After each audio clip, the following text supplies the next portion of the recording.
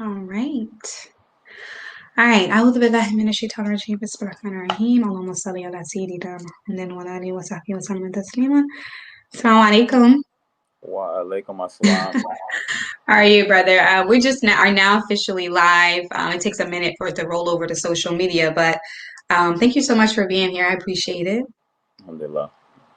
Glad to be here. Alhamdulillah. Alhamdulillah, alhamdulillah. So, alhamdulillah. So, if you're on the platform or if you're tuning in, please don't hesitate to give your salams and say assalamu alaikum.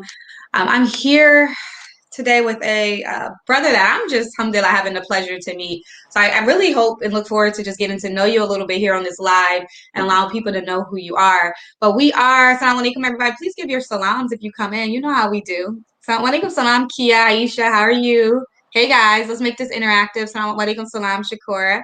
Thank you guys so much for coming in and tuning in tonight for this like impromptu live. But again, you guys know this is your girl, your host, Sabria Mills of the Dope Muslim Women Podcast, and I'm coming to you with sort of an interactive discussion with my brother. I do want to announce that we were supposed to have two brothers on today. We just will have our dear brother Akram. Brother Nail had a family emergency that he had to tend to. But we are pretty much having these conversations, as I called it, the male perspective, Brother Akram. I hope you don't mind. I'm going to be asking you a couple questions, just because you're a brother, as it relates to this journey from heartbreak to dope. For those of us that are joining us, we're talking about our whole season was called From Heartbreak to Dope. Dope being an acronym, determined to overcome pain and elevate.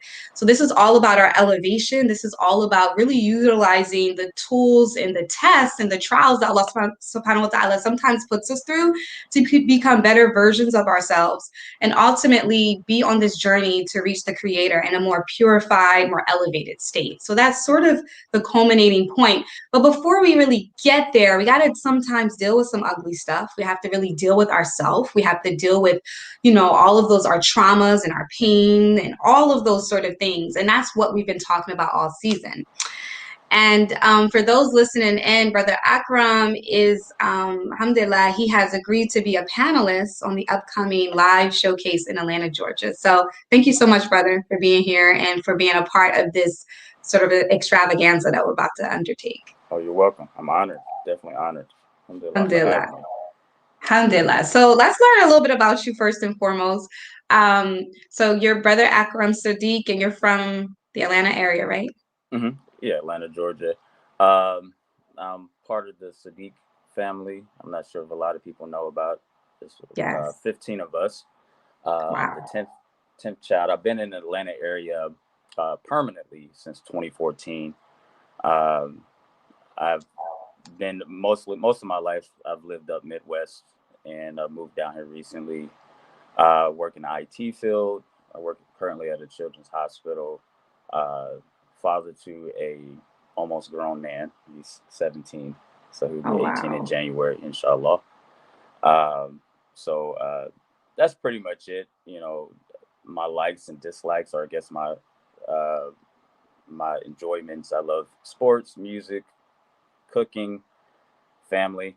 Those are the things that really resonate with me, and of course, the young people, impacting the young people and helping them, make that connection, to the next generation. So that's just a little bit about me, and a couple Yeah. of my passions of what I like to do. So Alhamdulillah, brother. You mentioned you could cook. Do you like to cook? That means you can cook. You can throw down, or you just talking about a I wouldn't. I always say couple this. I'm not a meals. chef, but I didn't go to school. I didn't do the Gordon Ramsay type style, but I can.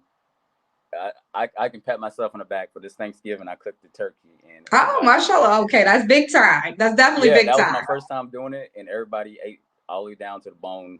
So I Okay, was blessed for that. Alhamdulillah. So that's I can do a alhamdulillah. little bit. I learned from my dad. Okay. I All learned from my right. dad. Alhamdulillah. That's good. That's good. Mashallah. So, Brother Akram, I wanted to talk a little bit about this idea from heartbreak to dope. I've been talking about it on the platform. A lot of times people get to hear my experience as a woman. I often have a lot of guests on, but it's been difficult, to be honest with you, brother, to really get like the perspective of the brothers, just having an honest, raw, authentic dialogue about this journey. And, as it relates to sort of the experience. I think sometimes we have a tendency in the Black community to invalidate one another's experiences as it Mm-hmm. relates to heartbreak, as it relates to, how we navigate relationships. We tend to think like, our brothers don't really go through much. I'm just saying on the woman's side, Okay. that y'all just about women hopping. Y'all don't really care. Y'all don't really love us, you know. But we know that it's so much deeply, it's a lot more deeply layered than that. And so we appreciate when brothers can really be in tune enough to really have these dialogues so that we can sort of move the needle so that we're not, really continuing on these unhealthy patterns with our own children, so that they're not having these necessary dialogues and conversations, and there's not gross misunderstandings and miscommunication between, Black Muslim men and Black Muslim women. So that's what we're trying to do here a little bit. Okay. All right. So I want to ask you, bro. The first question I want to say is, what do from your perspective, your lens, you're not speaking for all men, but what typically happens when a man experiences heartbreak? How does he tend to process that? And, how could we better understand how what we may perceive y'all just acting a whole fool? Well, I think the biggest thing is we have to debunk a myth that men Okay. don't have emotions, right? I think that's the biggest thing. We're just like women. We were created like women, but we're different in distinguishing our psychological makeup, right? Our thinking. I Yeah. think the biggest thing that a lot of people think is that we're just two different creatures, and we're not. We're the same. We hurt, we cry, we just process it differently. We lead in our thinking and how we respond to things, whether it Mm, be how we was taught and how we was raised, how we yeah. believe Islam has taught us to be. Because we're taught to be in our best self, a maintainer, a provider, and protector for the family, and that doesn't leave a lot of room for emotions, right?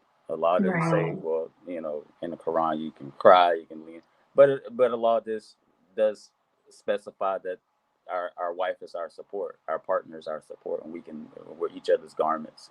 So I believe that once we debunk that myth that uh, we're all the same, it has to break down to the psyche, how we handle it and how we process it. And I think it's two reasons, or really one reason, that the society that we live in is looked and frowned upon if a man expresses emotion. It's looked and frowned upon if we decide to show vulnerability, which is showing emotions. But Allah put in us emotions, right? We have to just understand when it's needed and how it's used, and it needs to be used for certain things. So as women, I believe you all have that flexibility and range to be able to say, okay, I'm happy, I'm sad, I'm hurt, Right. and that freedom. But in this society that we live in, it's hard for us to do that and still be a man, right? And Mm, I've been victim to that as well, just going through that right. process. I mean, my father passed away 2 years ago, but he was probably one of the greatest men I've known. Uh, he showed emotion. He was very personable. But when it Yeah. had, to get down to things to get done, to being a man, he had time for, let's have a talk, kumbaya, let's have a coming to, peaceful moment. It was like execute.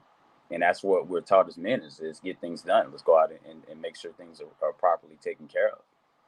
So Mm, that was in our nature, and it's ingrained in our generations over the years. So, but I think once we accept the fact that men hurt too, we just don't. We may not show it because it could be one of many things. Maybe we're just afraid to show it in front of women, you know, or we think it's that it shows weakness. So I mm, think that's something that we struggle as men, and I know personally I'm trying to correct. For yeah. myself being a father, teaching a young man, and also having my brothers and my nephews, we actually recently just started, stemming from a conversation. One of my nephews, he came over my house and we had a conversation, and just bridging that gap of the generations. But the biggest culprit that we notice is our men are not vocal enough. We don't talk enough. We might Right. talk about, my team, the Carolina Panthers, got beat by the Atlanta Falcons today. I didn't like that. Oh. But we can talk about that all day long. But can we Right. talk about Right. what hurts us, what do we need to do, how do we need to prepare ourselves, what does vulnerability look like, right? And we started something within our family to open those dialogues Mm, and make it comfortable, and that's it's been very eye opening and nurturing. So sure. And yeah, that's the it's so much to dive into, but I think in a nutshell is if we can acknowledge that we're the same, we just process things differently, and that's what Allah says in the Quran. We have different makeup in our logic. So absolutely. And I love that you said that, taking the initiative, like men need to create these circles for men, and mhm, I kind of always feel funny in this space, and I don't like when women try to like push all men need to heal. But mhm, sometimes we're saying that you need to heal like, like us, like you need to do it like us. And that's mhm, not really, like I said, validating what your experience are. You know what you guys need, you know how to solve the issue or the problem that you guys are facing. So I love that sort of create those spaces, men creating it for men. But I do have mhm. a question that kind of came in, Akram, if that's okay. Sister Farida said, Allah subhanahu wa ta'ala says, and the man is not like the female. In what ways is that most true? Protecting, providing, or in the way you love? Um, it could be in all of those. I think it really stimulates from how our patterns and how we think and how we approach life. We all have hearts. We all have, feelings. We all have those things. But I think from my experience of living, 40 plus years in this world, is that how what distinguishes us to be different is how we approach things and how we think. My relationships that I've had and relationships that I've been in with family members and friends is how men think in our society. So I think that is the biggest thing is our logical makeup. Like when it comes to deciding what to do or how to approach something, we're more logical, in my experience than the women are, when it comes to, and that's just, I guess it's something in our society and our makeup, and then also in our DNA, is that when Yeah. we approach a situation, I can speak for myself. When I approach a situation, I don't really involve a lot of emotion. I care about the result, but when it comes to getting things done, it's like let's logically go through that. And I've So experienced that in even my in a past relationship, relationships. are you still dealing with it even like that in a relationship? I'm sorry, what did you say? I said, are you still approaching it in that like logical way, even when you're dealing with like a woman in an intimate relationship? Um, I think I've learned to balance because I can't approach a woman like I would approach a man. I can't logically. I guess the dialogue of having that connection with a woman, like in love, I have to learn how to love her, learn who she is, and process that, and then put that into play. And I think that's the distinguishing barrier between men and women is like, you know, some women might say, okay, he should understand this and that. He should already understand what I feel like. And then a man might say, well, you got to tell me. I don't know what you're talking about, right? It's that barrier. So sometimes I think between the two has to be patience and allowing that person, and the communication has to connect and really find the common ground and barrier to overcome. So, but yeah, it's so much to dig in, you know, to really find Yeah. a real true solution. But from my experience, I think it breaks down to listening and communicating, which is a process of communicating between the two. So that's basically my experience and what I've learned. Because I can't approach a woman like I approach my brother. Right? Right. I But can't that did approach my you mother like I approach my father. right. And I know we're having a little bit of feedback, just so you know. So do you Yeah, mind I putting hear on it. mute when I ask? And then, yeah, I don't know who, it could be me or you. Put on mute while I'm talking and then, There's a little feedback, but I can hear most of it. okay. Can you put yourself, I'll put you on mute while I'm talking and then I'll unmute you just so that everybody can hear. But I guess what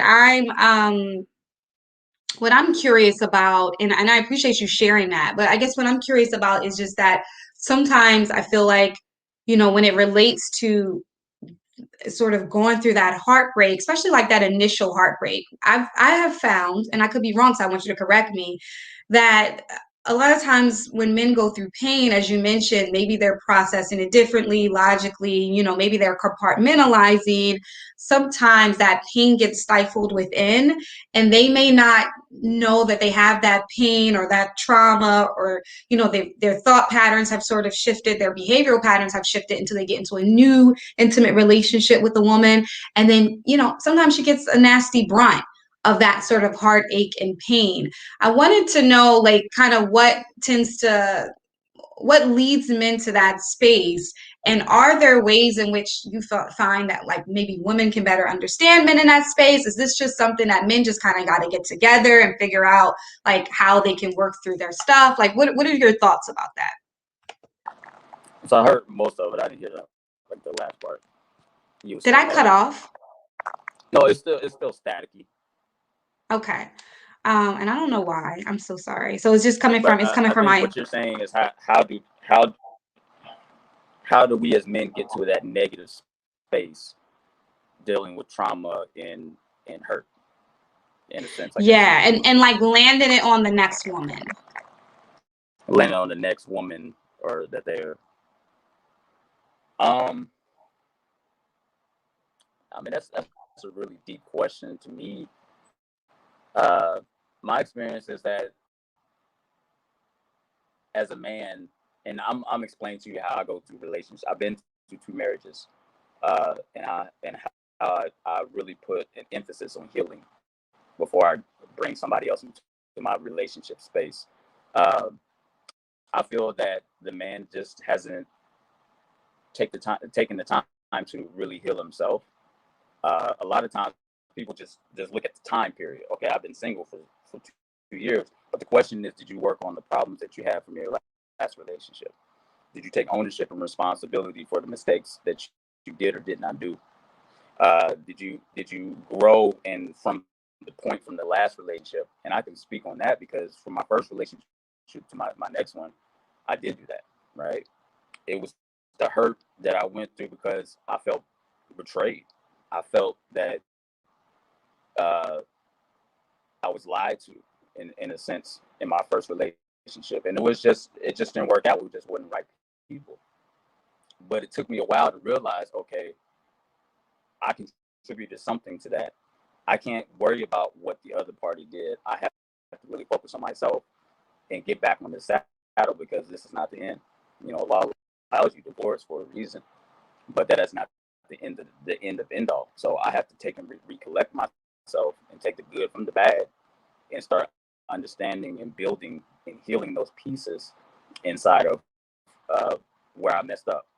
And what I did in my first relationship, going to my next one, was I took an account for things that I did wrong, right? And I think it's a growth and maturity thing for a lot of people. It's not just a man or woman thing. I think each person or each party should go through this, but I think it's harder for men because, again, men and emotions is like it's contagious or not contagious, or they're allergic to emotions, so they don't deal with it. But I had good parents guiding me through that process, and also just taking a recollection of knowing that I can't control what has happened. I have to accept it. Number one. Number two, I have to really dig deep and learn how to heal because I was like 24 years old, 25 years old. I have so much life to live. This is not the end. So I had to regroup, rebuild, grow from it. And because I always look at life as there's no there's no mistakes. It's more of just lessons. You learn from it. If you keep doing it again, it becomes a mistake. If you did it once or twice and you move from it, you've grown and learned your lesson. And I learned that from my first relationship by acknowledging where I've applied negativity to the relationship, where I've gotten hurt in the relationship, and I've taken it as a lesson learned. Again, approaching that logically and putting that into my mental and moving on to the next relationship. And for the most part, I didn't repeat the certain things that I had. So when I carried it to the next person, I I still wasn't the best self because I was still learning. Looking back at it, I was still learning and building who I was. But I did learn from my past by taking that time to have a self reflection. And I think that's the most important piece, because a lot of people think, well, I'm done with this person, let me go find somebody else. There's a problem. It wasn't me, right? And I'm gonna go figure out, find a better person. But a lot of times we're both the problem, and you have to own to your mistakes and your issues in order for you to grow. And that's just part of the development and growth. I mean, I think that you have to accept that. And I think it's insanity if you think that you're not the problem or a culprit of anything that happened. It takes two to destroy things. I don't think it's always just one. I appreciate that, Brother Akram. Am I still staticky? Can you give me a thumbs up or thumbs down? Or, I mean, you're muted, Akram, so I am still staticky? Okay, thank you. Okay, so first of all, I really want to just acknowledge you for sharing that. It was so introspective. It was so beneficial. Farida mentioned, like, I think that may be why brothers remarry so quickly. Like, logically, they don't want to commit fornication, and so they remarry even when heartbroken to avoid sin. I often hear this conversation, or even just dealing with the heartbreak, like you mentioned, or the challenges with it. I mean, women, we do it too. It's sometimes the easy band-aid on a bullet wound is to just go to another person to sort of take off that pain and take away that pain. And a lot of women complain, especially when they get out of, relationships and such, that, man, my partner just moved right on, or my partner just remarried, or, perhaps they even, may have had somebody lined up, child, towards the end. All these things tend to happen. Is this more when you see this pattern? I know, mashallah, you went about it a different way, but just as a man, is it due to, like, sort of compartmentalizing and just, like she said, dealing with things logically, that men are just able to, like, kind of more easily do that? I mean, women do it too, but I think men find it a little bit more easily to, like, move on and not look back. You said, so I got most of it. I'm sorry. So you're saying, is that the reason why we, I guess, deal with it on that level, because we compartmentalize, or In the logic piece. Yep. Yeah, I think a lot of times we make the mistake of detaching our emotions from things and just going through things and making it make sense. If it makes sense, we'll do it. It doesn't really matter who it hurts or who it harms. Sometimes it's distancing ourselves from really being empathetic or being part of the process as we do certain things. In some of the hurtful relationships, it seems to be uh, a bigger problem. I don't think it's more compartmentalizing things. I think it's trauma. It's something that it may take years to fix, or it may be a burden that they have to carry, and that's up to the spouse or the potential person that they're talking to, that they have to accept that as, this is who that person is, or that, as a man, we have to seek help, if we have certain issues and problems, but I really would say that we're not too much different in approaching things on that level. But I think that we have to, I think as men, we have to learn how to attach our emotions to our decisions. And that's something I'm trying to teach my son how to do, because a lot of times when he does certain things in life, it's like there's no emotional connection to it. There's no reason why I did it. I did it because I thought that was what I wanted to do, right? There's no consequences, where it's like, wait a minute, if I hurt this person, or if I say this thing, this person is hurt, or it could destroy my marriage or a relationship. If I don't deal with this trauma or this issue, I can bring it into my new relationship. And I have to make sure, okay, if it matters, or if it hurts me or hurts the last person, then I have to realize I can't bring this, regardless if I put it in a box and compartmentalize it, it doesn't matter.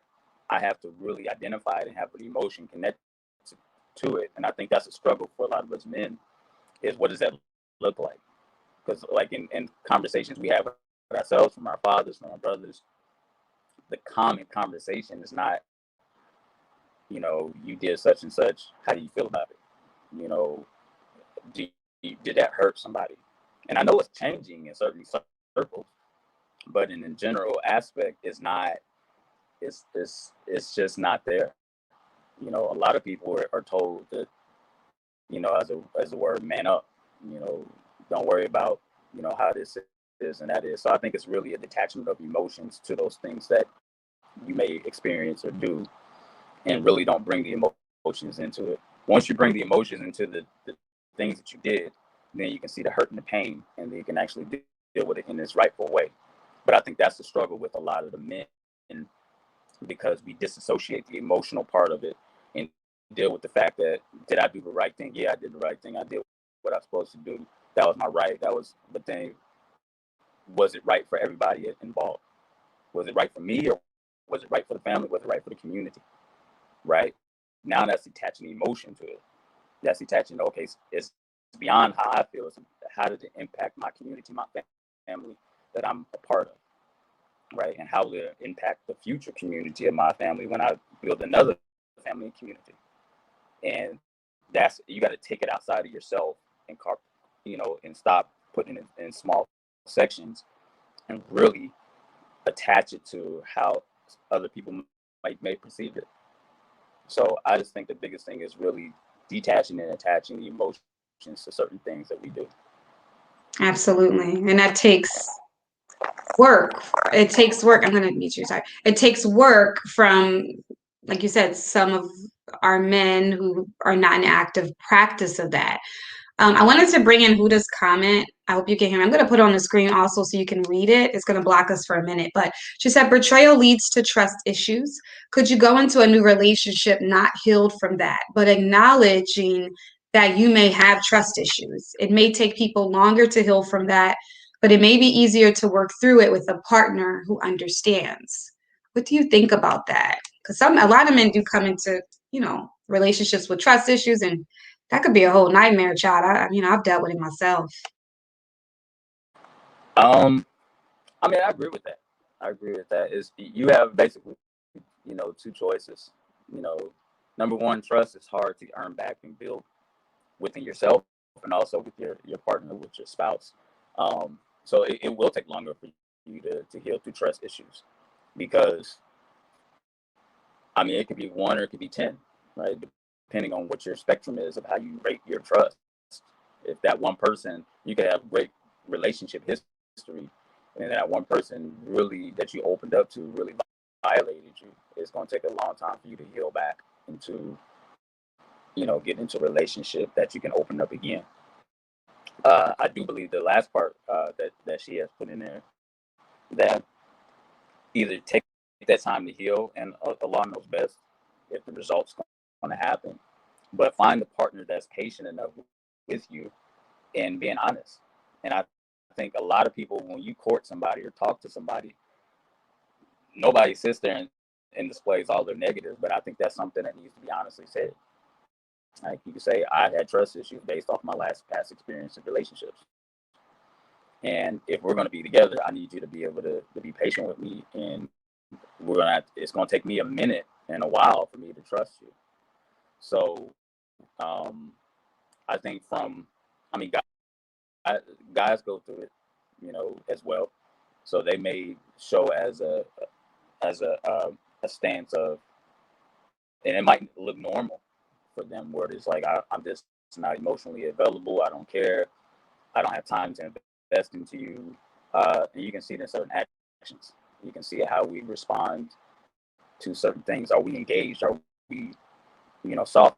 Are we vulnerable around you? Right? Do we feel comfortable sharing our just basic things, like, hey, I spent $500 at a bank account, right? Or do we have secrets that we're walking on eggshells, and we're just in a relationship to be in a relationship? So I think that is very vital for us to take that time to heal. I think that is the most important aspect, but it shouldn't be taken into a relationship blindly. It should be taken into a relationship openly. Either take that time to heal, or find a partner that actually can work with you and be patient with you to build those trust issues. Oh, you muted. There you go. Sorry. All right. I really need to. You said something, brother. And so I need to really ask. And so, you mentioned, especially when you're in this sort of unhealed space, you mentioned like finding a partner that can be patient with you and work with you. And and from my experience, it seems like the brothers who are really dealing with unresolved trauma and perhaps are not taking enough accountability to really go and do the active, difficult work of getting it healed, they're like wishing and hoping on a star that they find a partner that is just going to be patient and stick with them through the lying and the deception and the emotional, you're not emotionally available. Perhaps you got another woman stuck in a DM somewhere, and all of that as a result of like unresolved trauma, your need for validation and all of that. Just as a man, do you really think that's effective with really truly supporting y'all with like active change, right? Just standing by y'all through all the foolery. And I'm just kind of trying to keep it a buck with you. Like, what do you think that really supports you guys with like actively changing that stuff? So the question is that you do we, because it's still staticky. So you were asking that. I guess can you ask the question again? I'm sorry. Sure. And I'll try to slow down. I think from what they're saying, you're staticky, but not me. So I think it's on your end. But if I'll just repeat. So what I'm saying is, does it promote change within you guys as men to really have a partner that's patient and standing by when a man is dealing with unresolved trauma and pain, and he's sort of landing that on the women through him being emotionally unavailable, deception, anger, rage, perhaps inappropriate behavior with other women? Does that really promote effective change within you to have a woman that sort of reinforces the behavior by standing by it and just taking all of that? Like, I'm asking, does that really promote change within the man? To me, I believe it just, if this is a big if there is no healing done, right? There's no processes of beginning to heal. That spouse or that next spouse becomes the dumping ground for other issues. So it's not, there's nothing magical, right? So say my last spouse was, you know, not patient, and she was abruptive, and she was this and she was that, and then I want to find a sister that don't talk back and don't do this. That's toxic. That's very toxic. Because now I found a crutch, I guess you can say. I went from a wheelchair to a crutch, or crutches or something to lean on, but I didn't process and make that stronger, right? So if I didn't work on my healing, if I didn't take the time to work on myself before I invited anybody else in, then it's going to be a long road, right? Now I might get perfect results, right? I might be like, man, I'm good. This is so much better. But my spouse is getting it, right? She's feeling the weight on her shoulders. She's in pain. The trust issues. Just like you said, I might have. It's freedom now, right? My last spouse to say, well, who you going out with? What's going on? Not for any trust issues, but to say, okay, we got to communicate. We got to understand what's going on. You got to be able to share with me, all right? But this next spouse, she ain't gonna ask me none of these questions. So therefore, I can go out and hang out and do these things, and I feel free. And I feel like there's no, like I'm doing better, but you're not. You're not doing better, right? You're trading one in for something better, but it's still an issue. It's kind of like how I tell my son, is like, you're gonna be yourself regardless if you're in this environment or that environment. The environments will affect you, but it ain't gonna change who you are, right? You're going to be the same until you correct what you do and how you develop yourself. Because it's that same mentality as like, when I become an adult, I'm gonna flip a light switch and I'm just gonna, everything's gonna work. I said, no, you got to put in work. From one, you want from one pan to another pan. So I believe that leaning on that spouse for that is going to put you in the worst situation. And then the question is, where do you go from there? You thought you was doing good. You thought that you was healed, but it comes around that you've been hurting that person for all this time and didn't know it, and didn't take the time to say, it was me that was hurting you. It was me that was hurting my last spouse, even though they dealt with it differently and responded differently. But in the meantime, that other party didn't take the time to heal in this last entity. And that goes to, I mean, because you can heal in a relationship. It's going to take time. It's going to take work. It's going to take commitment and communication.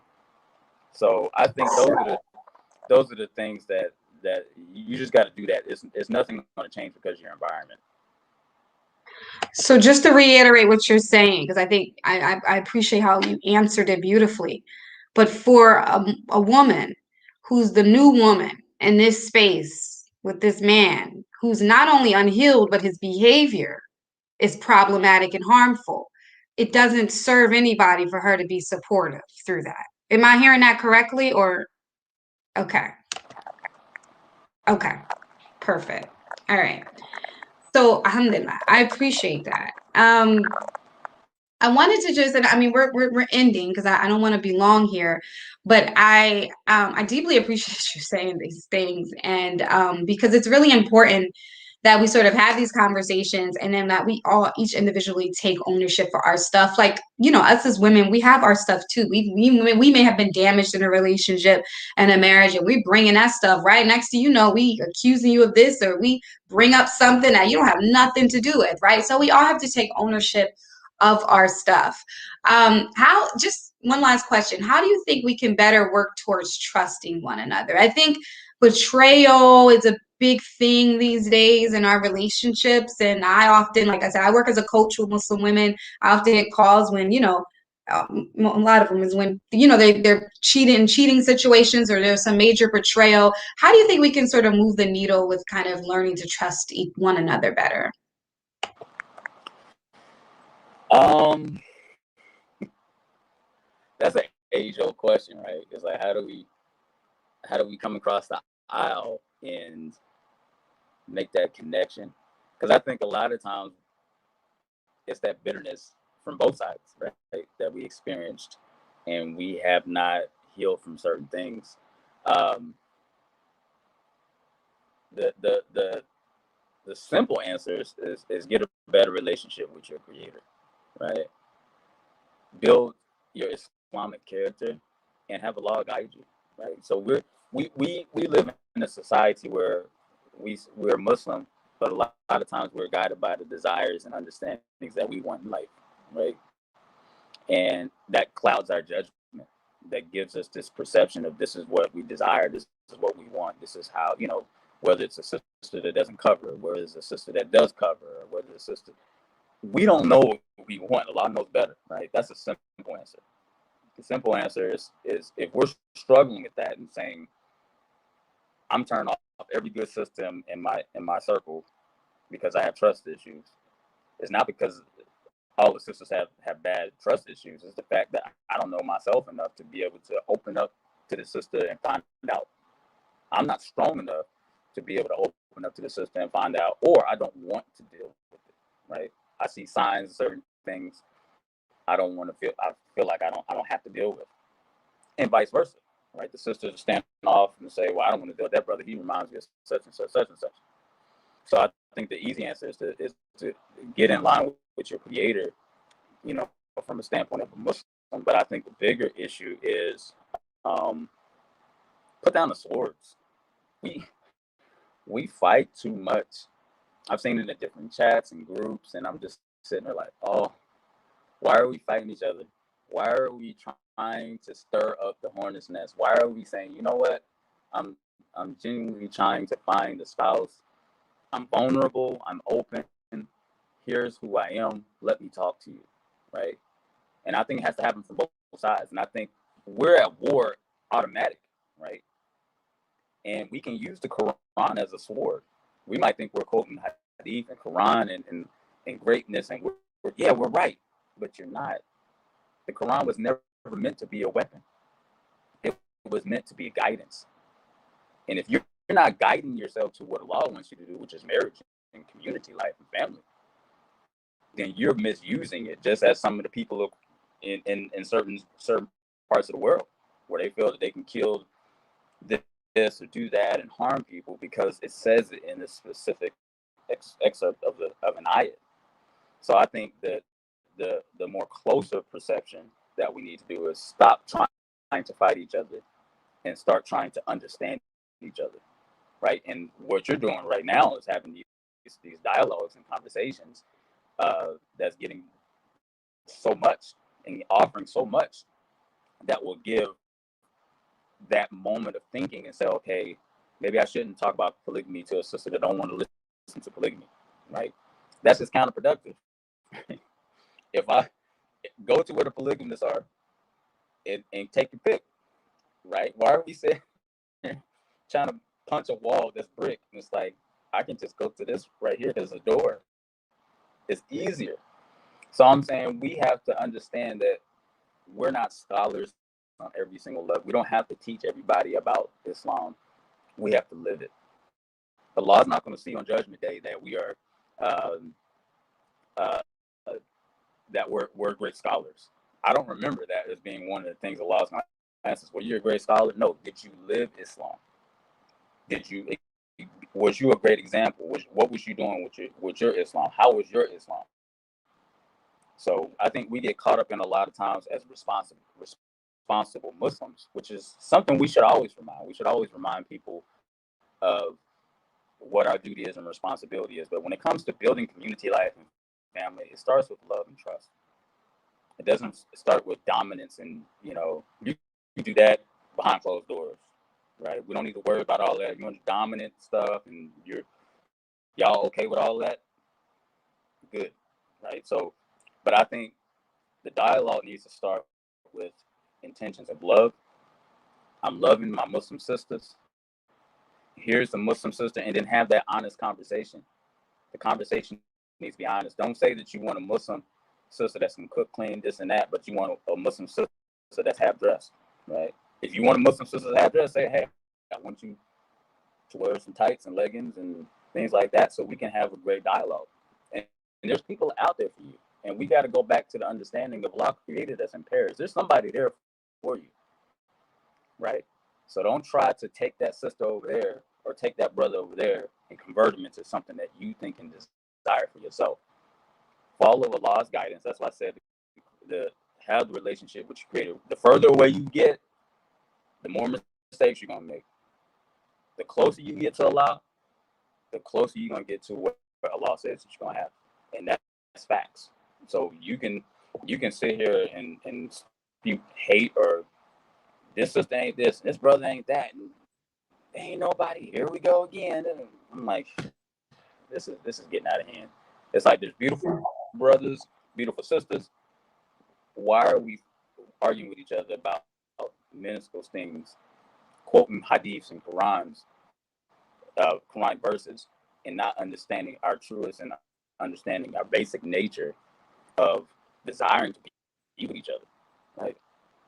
Yeah, that's what we be with each other. I mean, this is what we do. right. This is what we're supposed to do. Not fight each other, not be friends with each other, be mates for each other, and develop a strong union. And that's only going to start with the intentions of love and peace, which is what Islam is and what Muslims are. So. Well, I thank you so much, Brother Akram. Sister El Jathia, she said, I'm just going to mute you so I can, but she said, finally, a man actually said it. Don't bring polygyny to a sister that has made it clear that she isn't interested. When you do that, you break the trust, period. So she's just sort of like, you're right. It's, there's somebody for everybody. There's, what you're into, somebody else is into, a whole bunch of people. It's like, we don't have to be so combative, right? It don't have to be that complex, right? Yeah. One last comment, Brother Akram. Finding a suitable and compatible partner, you may like some parts of that person, but don't try and force them to fit into your mode of what you want them to be. And sometimes I like, yeah, sometimes you may desire this woman or you may desire this man for whatever feature you may like, perhaps the way they look, or perhaps, I don't know, how much money they have, I don't know. But then you want the other parts of them, perhaps you're not compatible with them, but you try to like squeeze them into that mold. You see that pretty common with our brothers, especially with looks. Don't y'all get caught up with the looks and then the rest of it y'all try to make happen? Uh, I think that's a mistake. This is part of being this part of this world, and um, I mean, even myself, I've been a victim to it, right? I've been not necessarily like I want a hijabi, I want a girl that wears hijab and kamar and all of that. I and then on the flip side to say, okay, I want you to walk around like this when we go out to the comedy show, or when we go to the beach, I want you to take it off.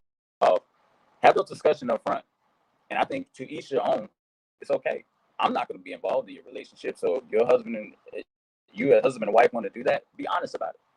Like for myself, I will, me learning from that, because I had issues with personality or certain things that I saw, just like you said, I saw greatness in this, or I might see that person differently than how they see themselves.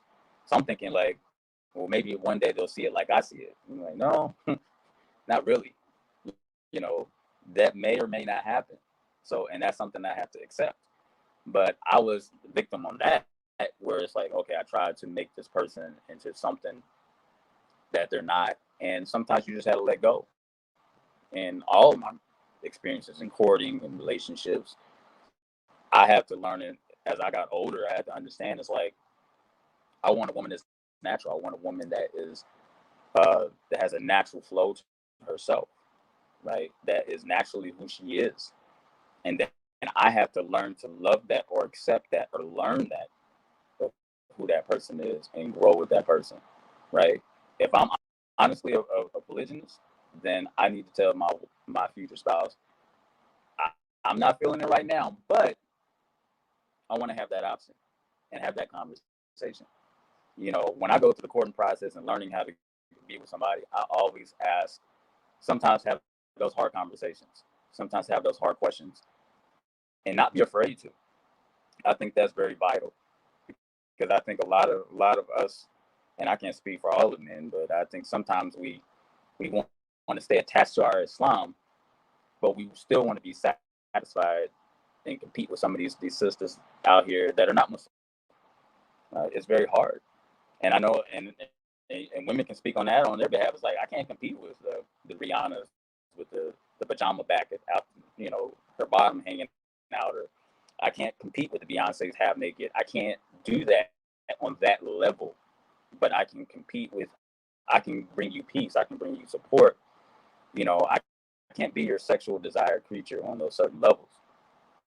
And I think that's a struggle for us men. Sometimes we like, and it's hard because speaking from a man's perspective, we see all that all the time, right? It's like sex, sex, sex, sex, and a lot of men can attest to this. We think about sex a lot, right? But then it's subconsciously in our mind, so it's hard to say, okay, I want a sister. I do want a Muslim sister, but I want the Muslim sister to do this. I want her to look like this. I want her to pray 5 times a day. I want her to know the Quran, but I want her to have leggings on. I want her to have, nice fitting clothes. I want her to be flexible. All of those things. So, but I think and it's okay with that, right? There are people out there for that, and I by no means am I judging anybody or putting it out there as a judgment.